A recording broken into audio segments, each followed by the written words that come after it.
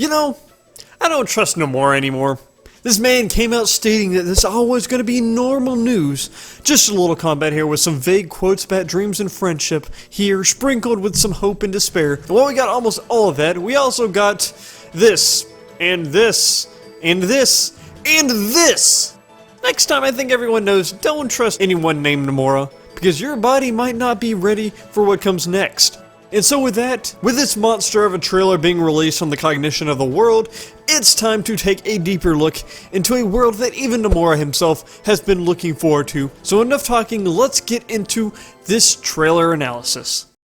The trailer is a whopping 5.5 minutes with actually a decent amount of dialogue, but a lot of gameplay for the most part. But it is, I would say, split into 4 sections, each one being decently different. First being the Twilight/Olympus section, then the reveal of the Toy Story world, the glorious outside fight scene, and the Toy Store Titanfall fight scene. And we are obviously going to start with the first area, being Olympus Mountain and Twilight Town. And we are introduced to a familiar godly cloud look on top of Mount Olympus that we saw in the last trailer. And this time we get a close look at those fluffy, shiny clouds and at those rails that he is now surfing on. We do have enemies that appear while grinding, and we even have a few new commands that seem to be related to shot locks, one being a regular blaster shots that lock on, and there is also a super glide that may allow us to do a move similar to that of what we could do in Dream Drop Distance, where we teleport and attack enemies, or maybe we'll just move faster. And then we also have a jump command for obviously jumping. But before we move on any further, you may notice these strange letters flowing across the screen and how they are kind of annoying after you've at least seen the trailer once. Well, it's basically the quote that we see at the beginning of the last trailer, and is also the quote that we see in a minute, so nothing really special or new, so you don't have to worry about it. But moving on, something that was actually a problem that Nomura took note of about flow motion in Dream Drop Distance, that was it was almost too free moving at times and annoying to control because it could interrupt combat. And here we see that it will be used in a different way, or this is one of the many other uses it might have. And it seems to be a lot more controlled, but still somewhat free and purposeful, as my boy Sora locks on and jumps from one piece of rubble to another, something that we've actually seen Sora do in one of the older KH3 trailers, except that was to enemies. And Sora said that the flow motion will now be used to traverse areas that we couldn't normally get to, and hopefully it could be used in a way that the more you upgrade the ability, you can go back later to other areas and chests that you couldn't get to before, like in Kingdom Hearts 1. But here we see where we need it to actually traverse a part of the regular map. But as for this, I'm curious about how this will work. As you can see, we actually lock on using the shot lock's gauge, and it looks like it's depleting while we're locking onto things, but as soon as we dash toward any of the blocks, it refills itself. So apparently we don't have to use shot locks in order to traverse the world, but it just has a limited amount of things we can lock onto. But it still has me questioning how we traverse two things. Is it going to be automatic? Will we just jump from platform to platform? And it does it everything by itself, because as you can see in the previous version of this, when we dashed to enemies, we had to push a button when we landed on an enemy. Here it looks like we just dash to blocks and then it pushes to the next one. But I think it might not be exactly automatic. As you can tell, when he locks onto the blocks, he doesn't actually go to every block that he locks onto. So maybe we use the analog stick to choose the direction in which we want to move, which kind of seems strange, but hopefully there is some sort of interactive aspect to this rather than just automatically dashing all the way up there. Because otherwise it's more just kind of a flashy way to move around rather than you gotta probably just regularly grind it over to it. I don't know, that's just my thoughts and I'm just curious about it. Oh look, a save point. And a gate similar to the one in the movie. But we can't tell if this gate leads to the place that we see in the movie, or even the area that we saw in the last trailer. But next we are back in Twilight Town with some actual gameplay instead of a heart to no heart talk. We actually get a blast from the past from 2015 trailer, and that would be the magical pistols, also the Starseeker light keyblade, all of it looking much cleaner now, and also having a drive form along with it, looking like a glammed up version of Wisdom form, and it having a name now being called Double Arrow Guns. As for the form, I'm gonna call it Magic form, as later we will see what looks like Valor form, and it is called Power form. And then we have a his shield form, which while yellow, it doesn't inherently seem like it means master form or even correlates to master form in any way, but I'm gonna go with that. Magic, power, and shield makes sense for their name, so let's go with magic form. But before we go into the form, though, we do see a slower combo finisher that does push away and dispel enemies. As it does seem slower, I'm sure we will be able to change the combo finisher that we have there, as the ability system will hopefully be the same as Kingdom Hearts 2 and Kingdom Hearts 1 style, as we pretty much had the same combat as we did there, hopefully at least. But back to the arrow guns, which has a lot more going with it than you may think. The double arrow guns act as, well, guns that you spin around with and shoot. Also has a sort of combo finisher, but also can transform again. To now they can be used as physical weapons and are now called a magic launcher, and transforms into this after you probably get a good enough combo with the double arrow guns. Then I would guess we see the finisher, but it turns into a bazooka and blasts enemies.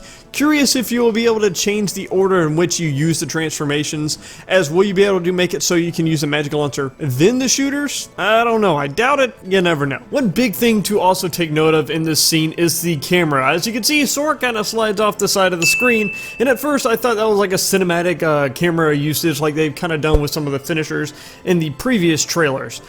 But once you look at it, it kind of looks like the usage of Birth by Sleep camera. When you're locked onto an enemy in Birth by Sleep, camera is focused on the enemy more than it is you, as you won't be in the center of the screen, which isn't exactly a good thing. In Kingdom Hearts 2, you are the main focus. While you can go a little to the sides, you could never go into the background when fighting. You were the center focus even when you're locked onto something, which is completely different in this scene right here. Luckily, 0.2, the camera's not as bad. It's better than Burst by Sleep, and not quite as good as Kingdom Hearts 2, but it is better. So I'm hoping this is hopefully just something for the cinematic trailer, or the trailer in general, because that camera wasn't the best. But the finisher shows that it looks like a cannon blast, and instead of just one particle landing and exploding, it drops particles or explosions everywhere. So you can't really aim it, it just kind of explodes. Also, before we move on, let's look at a quick comparison.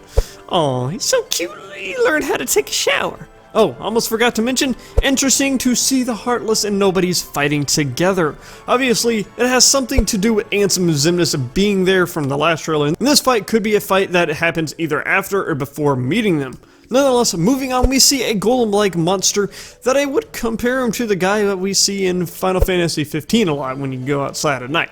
And we have also seen him before in a screenshot a while back, and I believe they called him a mini-boss. But alongside him, though, we have a very atmospheric setting where it seems like the gods are getting their asses kicked. But one of the biggest things I love about this series are the worlds and the atmosphere in the world. So far in the Unreal Engine, they are nailing every area. And this area really shows it with the fires, broken buildings, smoke, gloomy skies, and probably some godly-like or angelic-like music. It's intense. But back to the combat, we see this man doesn't want to use that counter shield. Instead, he chooses to block, which blocks and hits him with the counter and a knockdown, which goes into a pretty quick air combo and a stagger and a knockdown, which is really nice to see how well it flowed. Also, it's nice to see magic finishers back too. In this one scene, we get a look at probably the quickest the combat has looked yet, but that hitbox is a little big. Hopefully that is only there for the trailer to make sure that he got hit.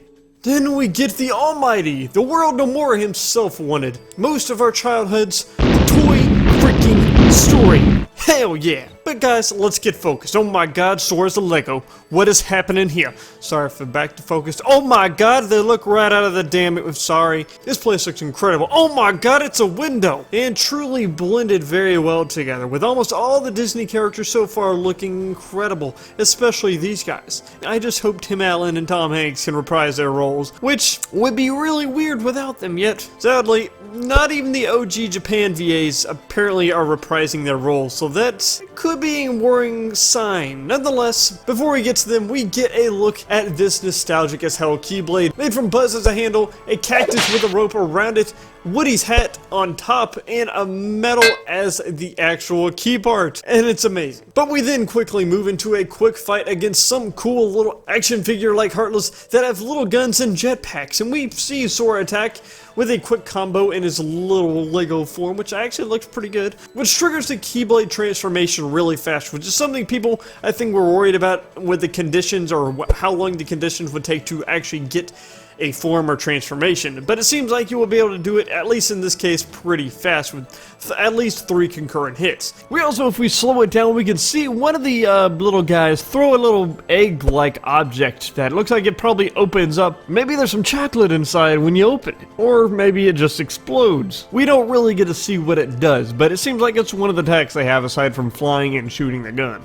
We then go onto some surfing ice, and then slam down like the Dream Drop distance flow motion attack, but a little less powerful without a giant shockwave. Another quick little note, in the room in the Japanese version of the trailer, we can see that the balls in this room are actually movable. We can hit them and they'll roll. We can't see much of that, but it does happen, which is kind of cool. But here they come. Looks straight ripped from the movie. Rex even has this cute little happy dance. But with this, we find out the base story of the worlds being some of Andy's toys have gone missing, and the organization is most likely behind it because, of course. And so Sora says, I'm gonna do this. And then Woody says, like, nah, these my friends. I'm gonna help too. Then everyone's heart melts, and then they team up, and then they go to the toy store because that's where all toys go when they're kidnapped. And this poster shows toys on it, and according to Nomura, there will be multiple floors in the toy store, and each one will have toys with certain gimmicks and gameplay attributes that you play through. And as we will see, the first floor most likely will have mechs, and we can kind of guess the toys on the poster, like the Gigas,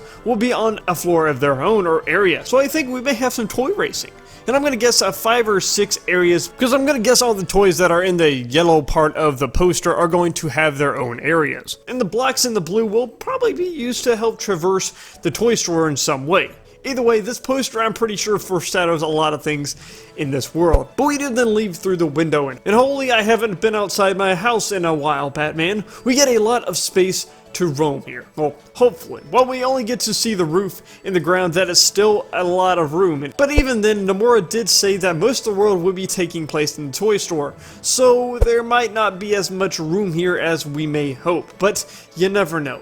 Either way, look at that, 5 party members. We thought 4 was going to be a lot, but nah, we got 5, and it could keep rising. I mean, truthfully, I have no problem with replacing Goofy and Donald with Woody or Buzz, but I guess having all of them is good too. But after a long air combo, jumps off the roof because Sora's a thrill junkie, and we see a trampoline most likely to jump back up.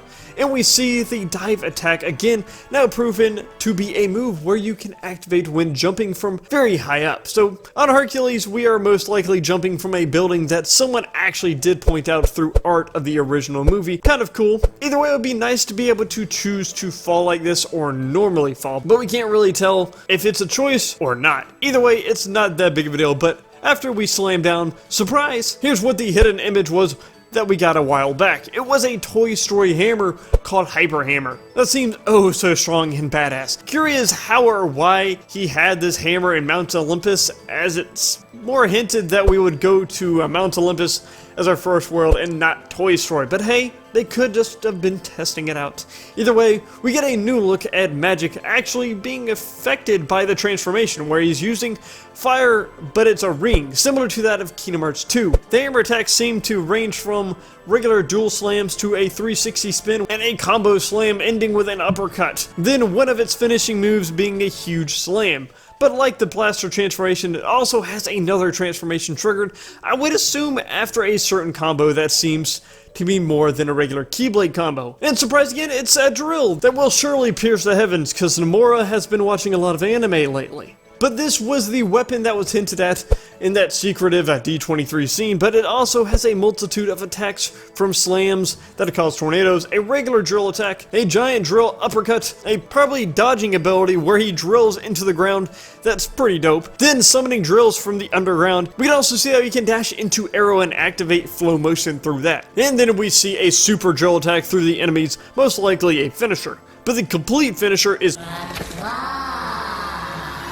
that grabs an enemy and slams them around. And it will hopefully have the same blast radius and damage no matter what, because that would kind of suck. You grab a shadow and it does nothing. But overall, very cool looking transformations, and most of all, I'm curious about how well all these attacks will chain together, and what order they change together, as some of them are very different from each other. With each of these two transformations that we saw in this trailer, another question, what would the shield's second transformation be?